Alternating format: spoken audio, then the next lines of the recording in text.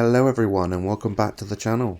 I'm Mitch Robbie Rhino and today's video marks the start of a 3-part series I shall be putting up on the channel over the coming days, and this series will be looking at my journey towards the 3 marks of excellence on the tank you're seeing in the background in the gameplay, the BMP-2. So in today's video you're going to be watching 3 gameplays in the BMP-2.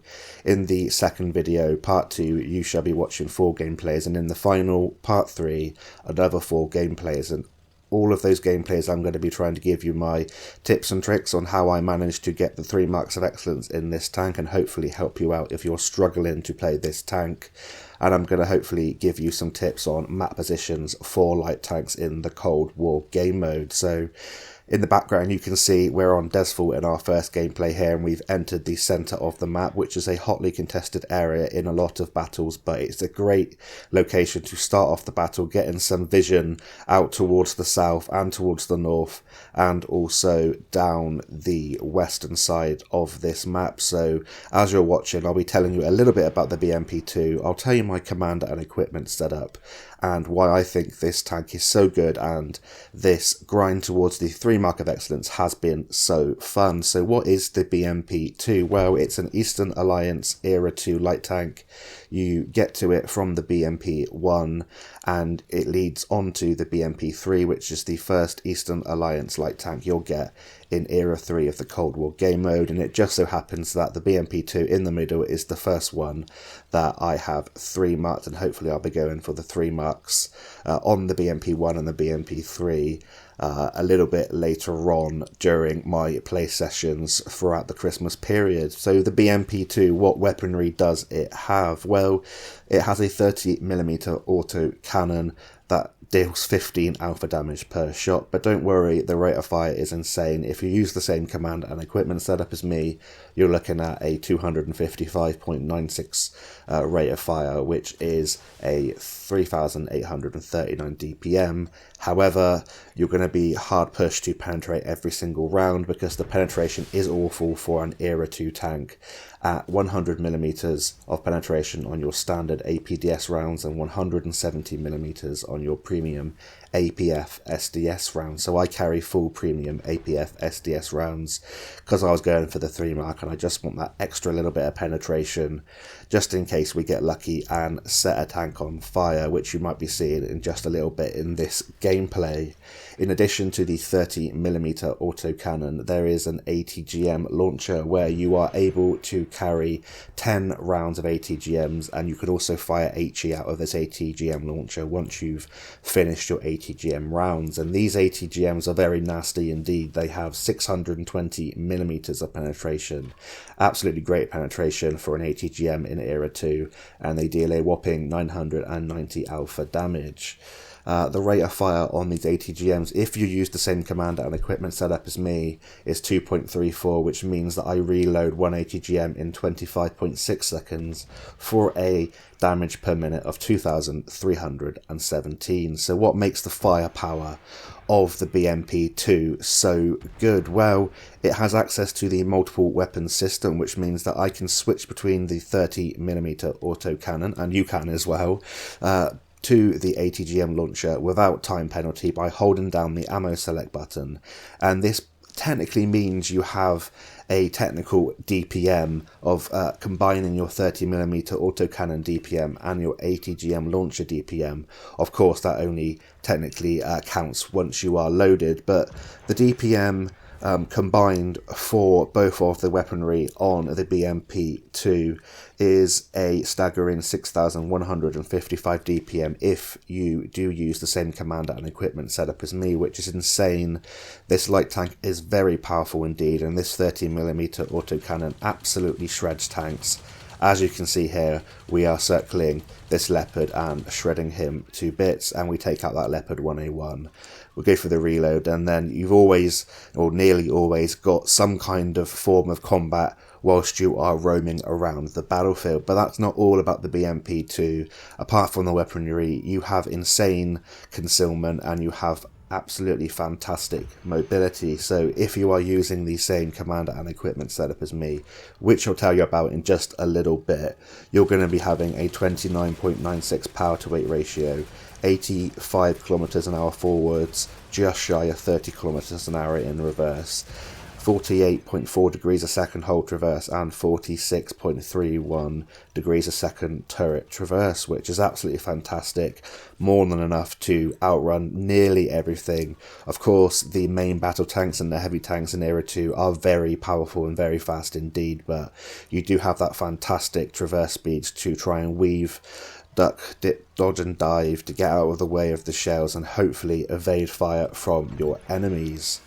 And I did touch upon the concealment, which is absolutely insane. And if you do run concealment perks and the advanced concealment as a piece of equipment like I do, you're going to be looking at a still concealment rating of 151 meters. And when I combine that with my 521 meters view range, this thing really is a sneaky little pest indeed. You can sneak up on your opponents, blast them with an ATGM, switch to your 30mm autocannon and finish them off, and it's a very good damage dealer, and it's capable of dealing some fantastic assistance damage as it has such good still concealment rating. So that's all about the BMP-2 as this game draws to an end. You can see that we picked up 7.1k direct damage, 1.4k assistance. We had 2 kills there. We're on 92.88% on our marks of excellence. We made a profit in that battle, and that's just the start. And the games do get better as this series go on, so you only have the best to come. So we're going to skip forwards to the second gameplay. I'll tell you my commander and equipment setup, and then we're going to get talking about how I like to play this tank and how I achieve the third mark of excellence in it. So we're now into the second gameplay here in today's video. We're on Fisherman's Bay in the BMP-2, and I'd just like to drag your attention to the bottom left hand corner where it says I have 2,150 hit points, and throughout this grind I was thinking, damn, I wish I did have a few more hit points. And it was only once I had got the 3 marks of excellence that I realised there is a turret upgrade that I did not purchase, obviously because I was low on silver at the time, so I managed to do this with the stock turret. However, I would definitely recommend picking it up if you are able to, because you do have an extra 200 hit points, I believe, taking you to 2,350 hit points, and that can be enough to keep you in the game. So yeah, don't be fooled into thinking this has really low hit points at 2,150. It's not much better, but it is a little bit better at 2,350. So before we get on to talking about the game here on Fisherman's Bay, I'll quickly tell you about my equipment and my commander setup, and then I'll tell you what the requirements are to get the 3 mark in the BMP-2, and then we'll get talking purely about the gameplay. So in terms of my equipment, I run advanced concealment, advanced powertrain, and the traction system. And in terms of my commander skills, I run 6th sense, born leader, rapid loading, steady aim, rapid aim, snapshot, run and gun, camouflage expertise, and muffled shot. So in terms of my equipment, I'm running the advanced concealment to make the fantastic base concealment even better and be excellent at being sneaky in all the different bushes and trees and picking up that lovely juicy spotting assistance. Advanced powertrain and traction system, because the heavy tanks or the main battle tanks in Era 2 are so damn quick. They are quick enough to catch up with you if you don't improve the mobility of this tank. You are a very light tank indeed, and they will be able to ram you for a substantial amount of damage, and it's always nice to be able to get out of harm's way. So I highly recommend you improve your mobility like I have done with the BMP-2. In terms of the accuracy on the move, it's not too bad because we are running the gun handling skills and the run and gun perk, and with the ATGMs you can see here that they do handle quite nicely even whilst you are on the move. In speaking more of my commander skills, camouflage expertise and muffled shot, because I do want to improve my concealment as much as possible. I would carry more, but I thought that the gun handling skills would be very effective for this 13mm auto cannon. However, you could take off maybe 1 or 2 of them and add some more of the concealment perks and make this thing the ultimate sneaky mobile light tank. 6th sense and ball leader on my commander is standard rapid loading to improve the DPM, And that's all we can talk about for the BMP-2 and my setup. I ran this setup throughout the duration of this grind and it worked perfectly for me. And it was down to user error why I kept dropping down, going back up and dropping down. I would blame my teams, but that would be a bit unfair to the rest of my friendly teammates.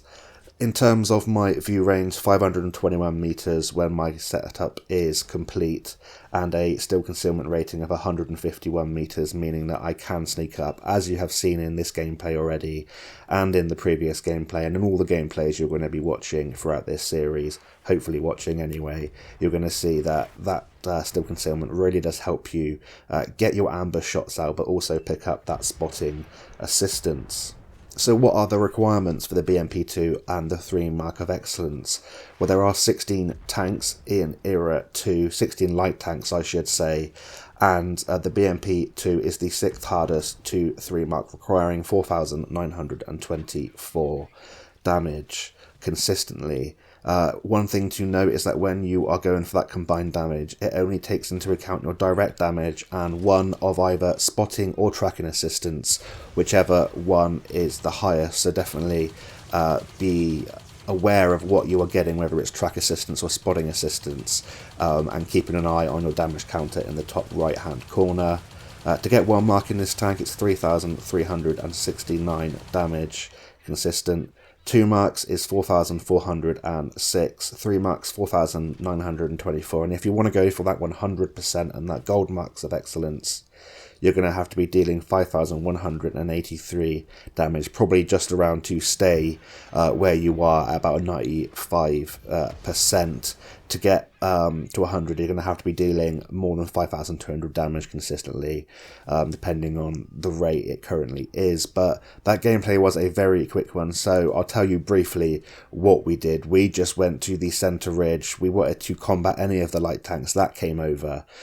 We definitely went forward with our concealment. We spotted out for our team. We used the distractions that we were causing and also our team to get ambush shots in, and our mobility to outrun the opponents. And now we've talked about all of the stats of the BMP-2 and my commander and equipment setup, I'll now be able to talk you through the map positioning and my thought process during the game. So let's head on into the third and final gameplay of this first part in the series on my 3 marks of excellence in the BMP-2. Righty-ho, so we're now into the third gameplay of today's video, and we're here on Thiepval Ridge, which is one of my favourite maps to get lovely spotting assistance, especially when it's a standard battle and you spawn in the northwestern location like we did at the start of this battle. So I'm going to be heading towards the location that I was talking about, where I have pinged the map around C9 and the hill right in front of me. If you're able to get here quickly and before all of your other light tanks, you are very likely to spot out towards the south of the map and towards this 9 and 0 line, and you're going to be able to get some lovely assistance damage. And a lot of the times the teammates will camp back where they are towards the base, and they will support you from the base, and you have enough mobility to sort of bait people over this ridgeline and get them shot. So we're just poking up on this ridgeline. We're not going to be going fully over the ridge, but I'm trying to make it look like I'm going to fully commit so people do move forward, and by people I mean the enemy team, and I'm hoping that they're going to come up on top of this hill. I am going to spot them and I am going to deal a nice lot of damage to them. You also catch people randomly going through the centre of the map. We get a nice ATGM, set that Leopard 1A3 on fire, and we're going to put this rapid fire 30mm autocannon to work. Yeah, and he's quickly dealt with, but already, as you can see, with just 1 tank taken out, we've already picked up 1,049 assistance, and that's all spotting assistance, and 2.2k direct damage, so we're already a lot of the way there towards the damage we need to 3 mark this tank. One thing I have learned is to pick your moments with light tanks, when to go forward and be aggressive and when not to. So now would be not the time to go forward. We don't know what is lurking towards the south of the map. There could be a lot of tanks there.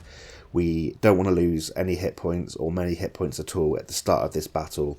We want to save them for the end of the battle, when we can be more aggressive, find weaknesses in the enemy's defense where we can go through stealthily and not be spotted and come up behind people and ambush them. But if we have a chance here to support heavy tanks or medium tanks that have pushed forward and get a cheeky ATGM or a nice round of your 30mm autocannon, we can do. And as you saw there, we got our ATGM into the front of that TR-125 and we took him out by using our teammates' destruction.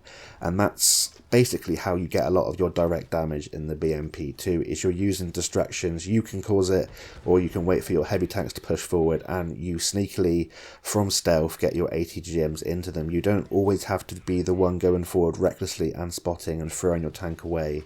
I've done that plenty of times playing light tanks over the years on World of Tanks console, and you quickly learn that that's not the way to especially get marks of excellence. It might be fun sometimes and funny watching them miss you, but being reckless means that you are at risk of getting taken out very quickly and your marks of excellence will drop quite dramatically. You've just got to be consistently patient is probably the phrase that I'd use with light tanks and 3 marking, and making sure that if you make a mistake you don't make the same mistake twice. So we have spotted this, I think it's a leopard there at the background, but it's an Object 120. My eyesight's obviously going at 31 years of age, but we managed to get a nice ATGM into him blind. We see 2 tanks there with the true vision system. We're trying to align ourselves with as many trees, branches as possible to stay hidden whilst we finish him off. He has no armour, and it's all about knowledge as well of the enemy tanks. We know that that 120 doesn't have any armour, so we can finish him off with the 30mm autocannon. One thing to note with this 30mm autocannon is if you are firing from stealth, because you fire so rapidly, people will be able to see where you're firing from due to your shot tracers.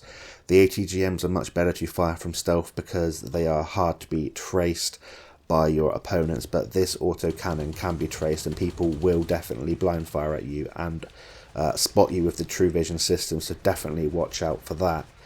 But here we're just supporting our allies. We're still in the same position that we started the battle. We don't need to move. We've got damage, we're getting their assistance, and there's no need to be recklessly aggressive at this midpoint during a battle, I should say. It's still a very close battle.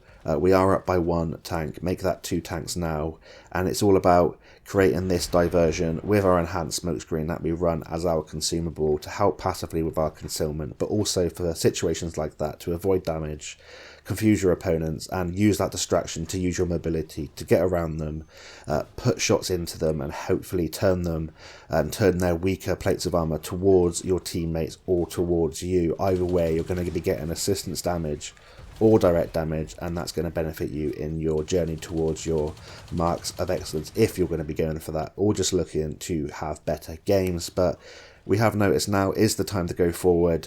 We have hit points to spare. We can take multiple shots. I could take more if I knew there was a turret upgrade, but hey ho, that's it for my grind on the BMP-2. I'll probably play it for fun quite often because it is a very enjoyable tank. Fast tanks usually are enjoyable because they can have those sort of fantastic gameplays. You can get to where you need to be quickly and you can outrun your opponents, but they can also get you into a heck of a lot of trouble. So it's 5 against 3 here in this game. I'm feeling pretty confident that we are going to win. We are capping their base, but I want to get some more damage in towards the end of this battle. We get an ATGM in there to the FV4-211, and if you're firing ATGMs at them, they're very hard to penetrate. The rear is the best, or the back of the turret, all the sides of the turret can be penetrated by the ATGMs, and also the front drive wheel. If you have a slight angle on their drive wheel, you can go in through there with your ATGMs, but you can see here that it's hard to penetrate every round